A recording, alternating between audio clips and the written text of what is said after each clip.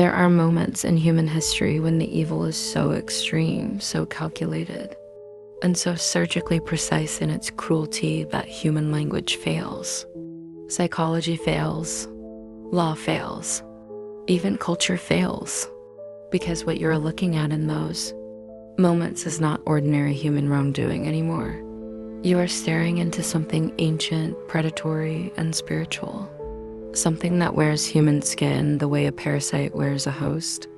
When you read about cannibalism, ritualistic brutality, torture of the vulnerable, or the deliberate sexual destruction of children, you instinctively know you're not looking at normal sin or human weakness.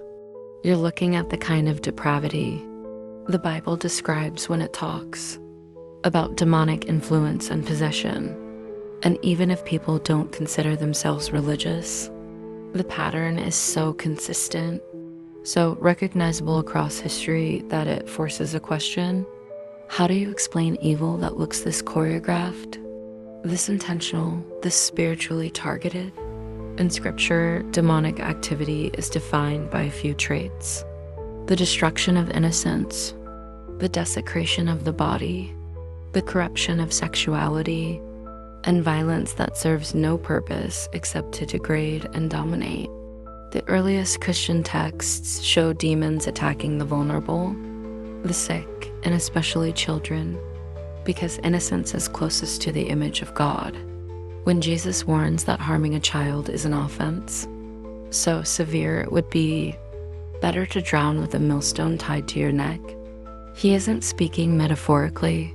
He is describing a cosmic violation, so serious that it echoes the behavior of entities whose sole mission is to mutilate what God creates. And every time you look at modern atrocities committed against the helpless, you see the fingerprints of that same ancient hatred. Cannibalism, for example, is not simply a crime. Throughout history, it has been treated as a spiritual distortion, something that occurs only when a person's moral center is obliterated, something that appears when the conscience is gone and the soul is overrun. Across civilizations, cannibalistic acts were seen not as human impulses, but as signs of spiritual collapse, demonic interference, or society losing its connection to the sacred. The same goes for sexual predation against children. No ordinary human hunger or psychological imbalance explains the deliberate targeting of innocence. These acts don't come from the human spirit. They come from something that wants to destroy the image of God by desecrating it in its purest form. The Catholic Church has spent centuries studying possession, not in the Hollywood sense, but in the slow, insidious erosion of humanity. According to Catholic exorcists, the signs of demonic influence manifest long before any dramatic supernatural events. They show up in behavior, a lust for domination, a calculated enjoyment of suffering, compulsive sexual distortion, a complete absence of empathy, and a chilling detachment that makes the person feel hollow, as though their eyes are windows into an abandoned house. Exorcists describe a pattern where victims of possession exhibit cruelty that does not match their personal history, personality, or psychological profile. They carry out acts of brutality with a creativity and intentionality that feels inhuman. When confronted, they often display a cold indifference, as if the moral compass has been surgically removed. This is the same pattern found in many of the darkest crimes recorded in history.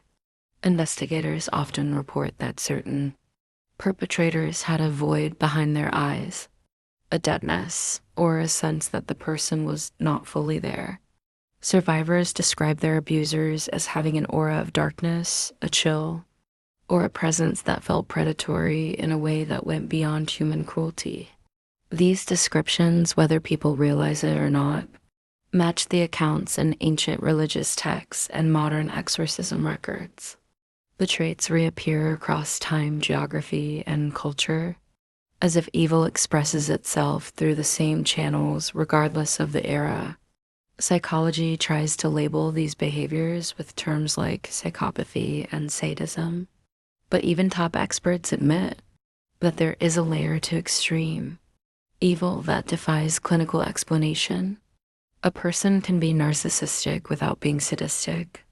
They can be selfish without being monstrous.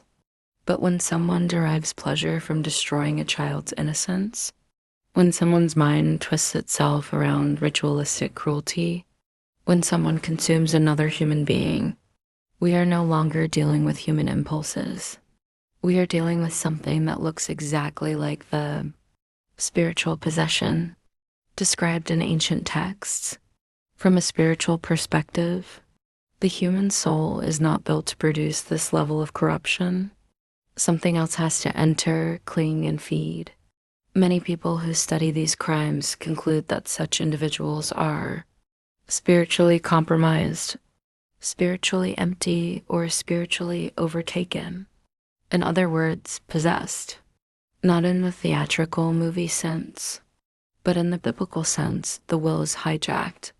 Empathy is gone, reason is twisted, and the person becomes a vessel for something older and darker. When you look at patterns of human atrocity through this lens, the conclusion becomes unavoidable. Extreme evil does not come from human nature. It comes from a spiritual invasion that destroys human nature, and once you see it, you can't unsee it.